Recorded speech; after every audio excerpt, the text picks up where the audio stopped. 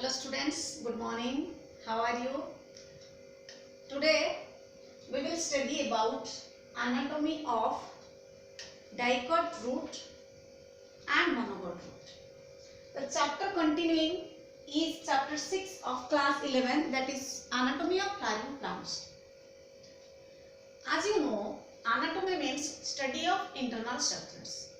And we are study different type of tissue system, where they are present, which organs of a plant made up of different type of tissue and cells.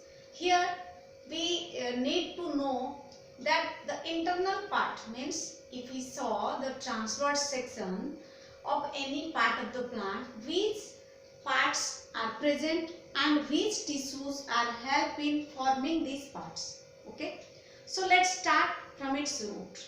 As in morphology, we started study from root. So in this anatomy also, let's start from root.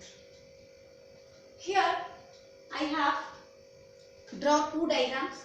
You can see this diagram represent a dicot root and this diagram represent a monocot root. Don't be so confused to look at the diagram. This is so simple. It takes only 1 minute to draw.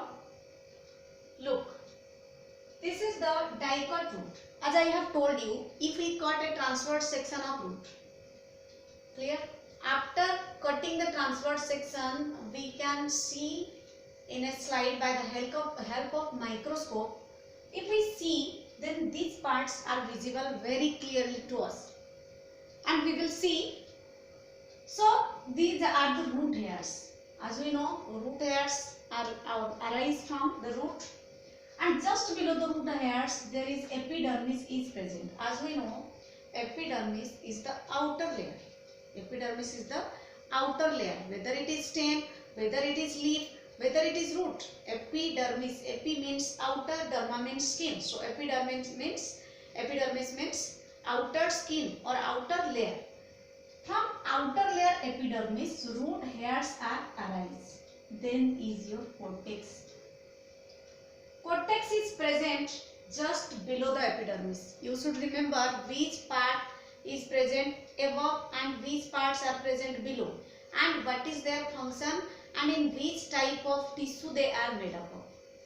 First root hair, then is your epidermis, then comes cortex. Cortex is present just below the epidermis and it is made up of thin parenchymatous cells. What is it made up of?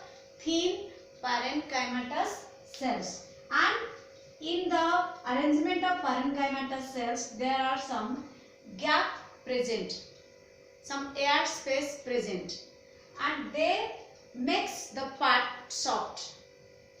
When you cut a root, initially you may easily cut that part, but when we go and end means inner part, then that will make us tough to cut. This is the reason we can easily cut that. Cortex is present and cortex is made up of thin parenchymatous tissue.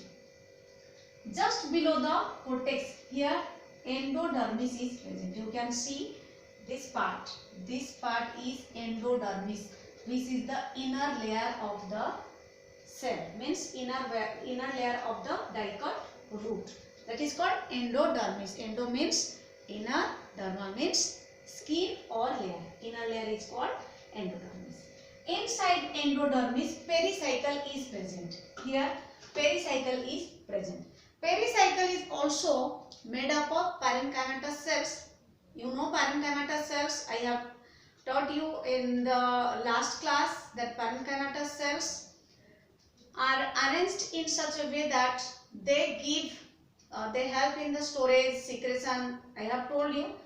Here, cortex is also made up of parenchyma and pericycle is also made up of parenchyma. But the difference is, in cortex, the parenchymatous cells are arranged loosely. But in pericycle, the parenchymatous cells are arranged tightly. That's why they provide a rigid support to the root. Then next to the pericycle, that is presence of pith. Pith is the centrally located small circle. Pith is the small circle which is centrally located, this is also made up of parenchymatous cells. So students, here cortex is also made up of parenchymatous cells.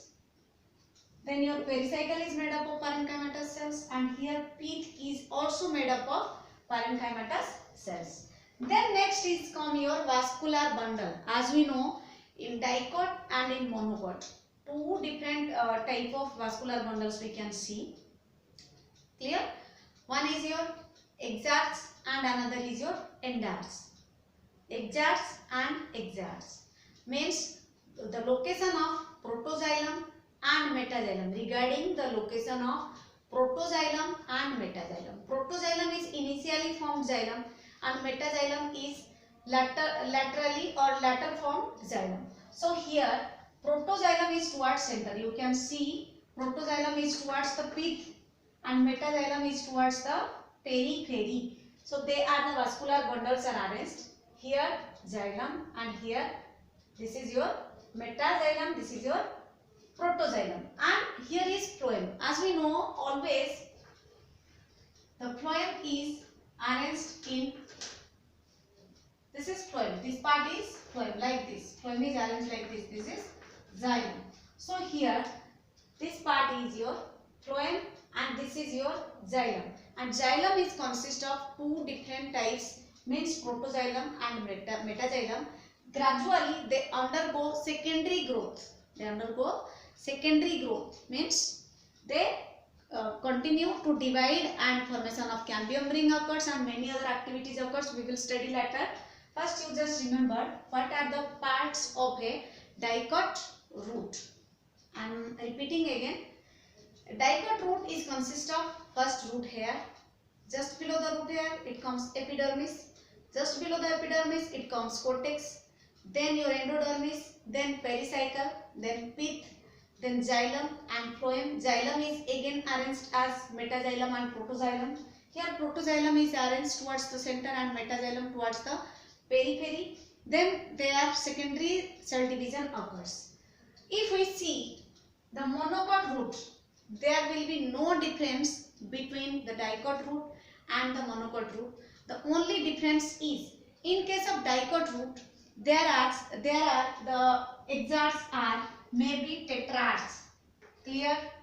Tetrads means xylem is exarchs means far fewer in dicots.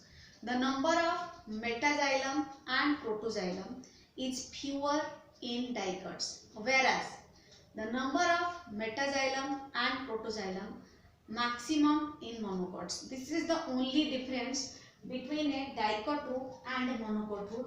No more differences are found if we saw. And another difference is, in case of dicot root, secondary growth occurs, means cell division occurs and metaxylem, protoxylem get converted into mature xylem. But in case of monocot roots, there will be, we can't see any type of secondary growth. So let's see the different parts used in this. First, anatomy of dicot root. The terms involved is first your epidermis. You can write this by enlarging your taking the screenshot and enlarge. You can write these points. Epidermis is a single layered, many cells bear root hairs. Epidermis is a single layer. You can also see the diagram. This is a single layer on which root hairs are arise. Next is your cortex, made up of several layers of parenchymatous cells. I have already told you, cortex is made up of several layers of parenchymatous cells. These are thin. Next is endodermis. Here deposition of suberin in the form of Casparian strip. Let's understand. Deposition of suberin in the form of Casparian strip. Casparian strip is the point when root hairs, we will study this in chapter 12. When root hairs absorb water, then the water goes to the central part of the root. But in some cases, in large plants, what happens? The Casparian strip is present. Clear?